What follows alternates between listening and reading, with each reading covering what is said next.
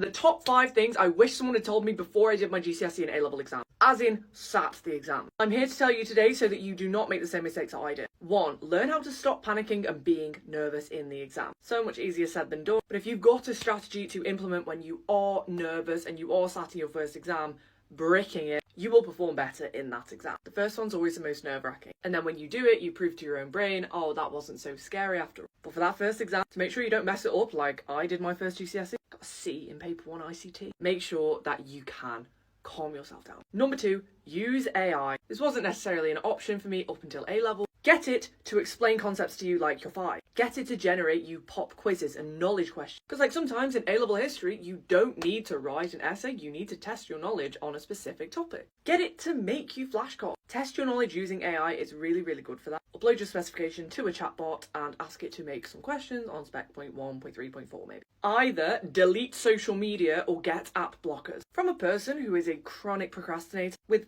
basically no self-control, I had to delete all social media in GCSE and use app blockers when I did my A-levels. Otherwise, I would have just kept picking up my phone. Trust me, you have so much more time when you're not using social media. Reward yourself throughout the day and throughout the week. Incorporating a small reward system will stop you from burning out. Something I learned after GCSEs, because after my GCSEs, I was just so burnt out. I could have saved myself from that if I'd have just incorporated a reward system. You know, finish this practice paper and you can have this. Do all the revision you plan to do on Saturday and you can go to the trampoline park in the afternoon.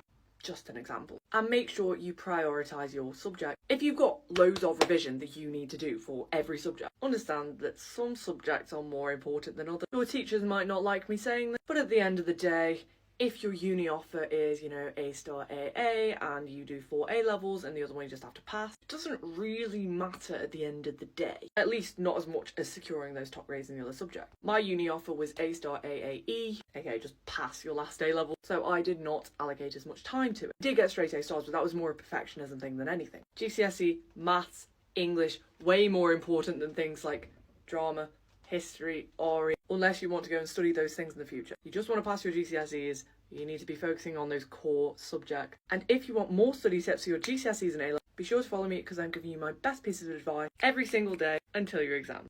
Oh, and be sure to save this video for later.